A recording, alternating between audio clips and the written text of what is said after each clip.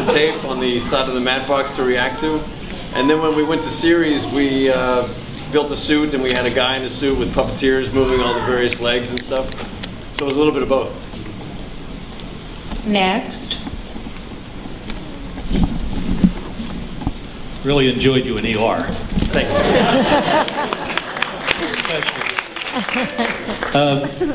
We saw a beautiful boy last night, and Moon Bloodgood was in it. Who is Moon Bloodgood? She plays Dr. Ann Glass. She's the pediatrician turned camp medic. Okay. Moon, I wasn't sure if it was male or female. Yeah, no, female. Thank you. Thank you very much. She's the really stunning pediatrician. Yeah, like no matter how, you know, everyone's got dirt and grime, and she still looks amazing through the whole show. Can you shout it out, buddy? Come on, you're from Philly. We got big mouth here. Happy birthday, Noah. Happy birthday. Birthday is Saturday, June 4th. Is this a big one, right? Yeah, I'm turning 40 on Saturday. Oh, yeah. You're a baby. I really love the dynamic, the family dynamic in the show. Did you guys dig that part of it? You with your sons, do you cull from your real life experience to get that vibe going for the show? Yeah, it was, you know, I think I was on ER for about 10 years without kids, you know, and I did all these storylines with babies, and I thought I played them for all the dramatic value. And then my son was born, and I went to work the next day, and we had a storyline with a kid, and I suddenly was walking around going, come on, this is really serious, this kid could die, you know.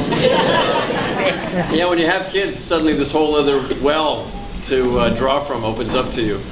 And it was one of the themes that I was most attracted to with this part and with this show.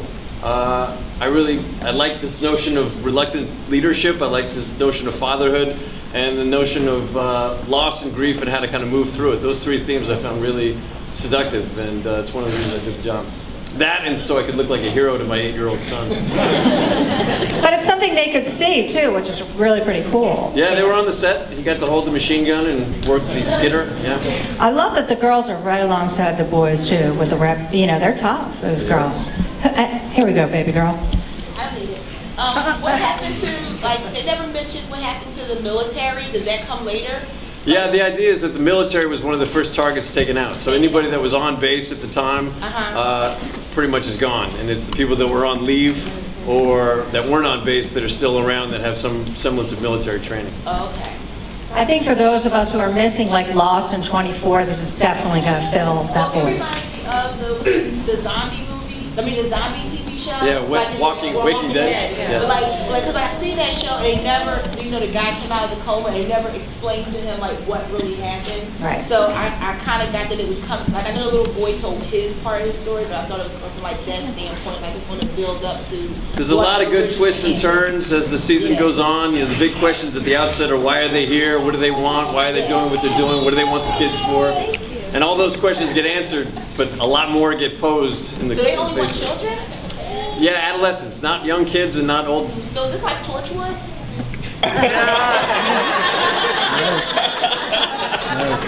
I did get that question today. What did they want the kids for in Torchwood? They use their breath was like a drug. They get high. This is nothing like Torchwood.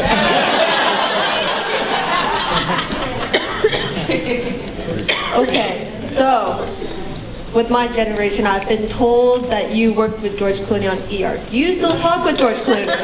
Rumor has it, back in the late 20th century, I worked with George Clooney. I did work with George.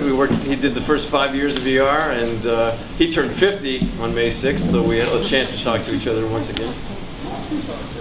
Can you tell him to call me my birthday? We have the same birthday apparently. When's your birthday? May 6th. May 6th? Same birthday? That's my former anniversary, too. If you want to know what you're going to look like in a few years, my husband is almost your twin brother.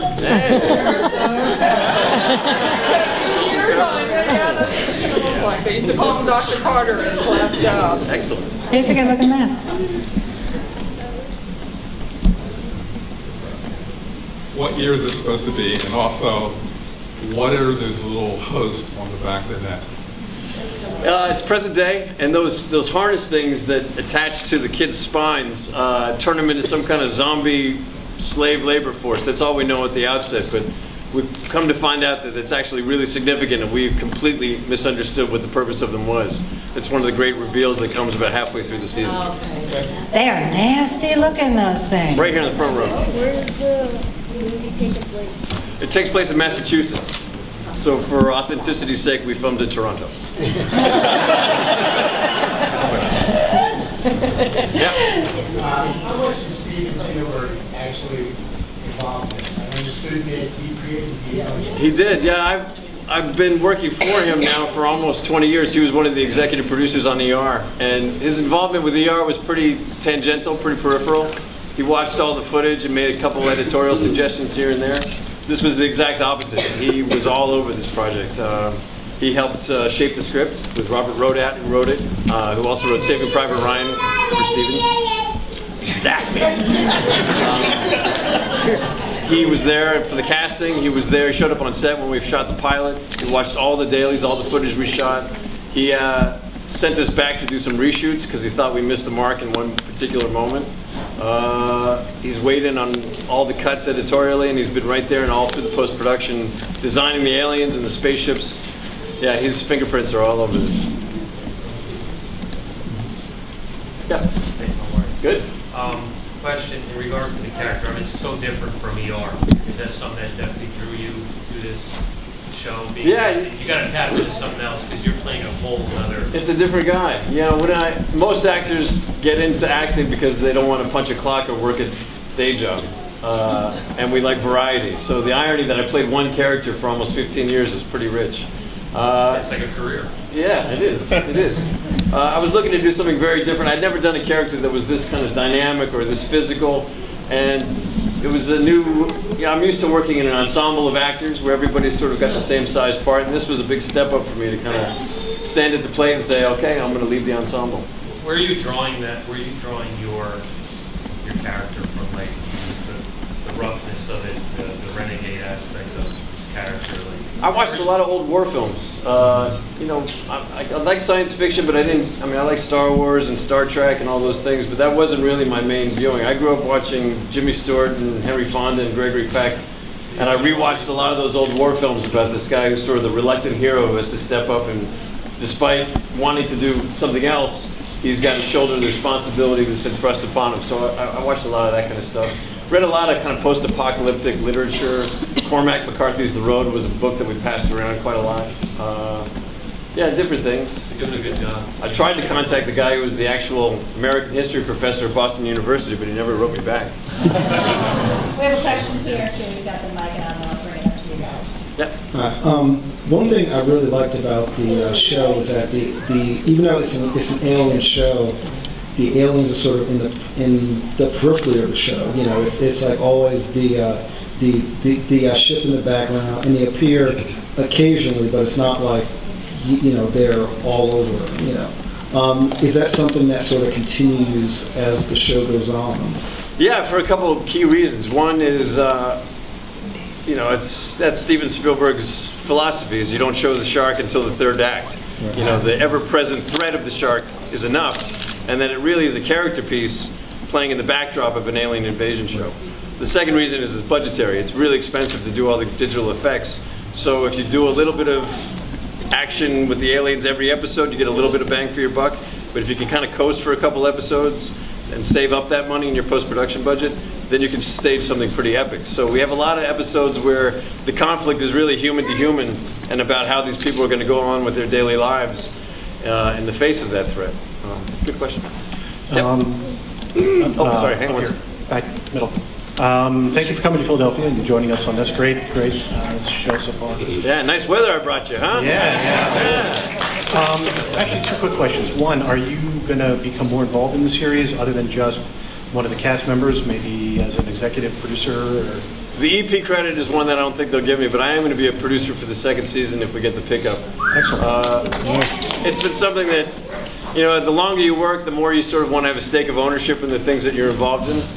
And I'm always curious about the process of filmmaking, and I've done a lot of production, but I haven't really spent much time in pre-production or post-production. And this was, significant to me taking the job that I was allowed, if not credit, certainly access to all the different aspects of how the show was going to be put together. The writer room, the casting process, and the editing process in particular to sort of round out my education. And the other question is, as we speed up to 2012 and everyone, ready for another Y2K, it seems like culturally, I think we as humans are kind of on this precipice of not knowing what's going to happen. And I think there's a lot of this, alien and weird, kind of cultural change happening. And I'm just wondering if there's any reason why maybe you had thought about that in taking this role. I rationed it a little bit differently, but along the same lines that it seems that the more dependent we get on technology and the more technologically advanced we are, the more this sort of secret lurking question gets posed underneath, which is, what would life be like without it? How would we survive without it? Without all these creature comforts, without all of this modern technology? Do we have the skill set that our forefathers used to have to be able to survive? Can we make things? Can we move forward? Are we survivalists at heart, or have we become really soft? That was a theme that I thought was really significant. And this idea of sort of the reset button on society getting pushed, and that the survivors become the architects of the next template for the next civilization. And what do you keep and what do you throw away? What's important and what's not, I think, is a really great theme to explore. What book do you take? The latest one. Yes?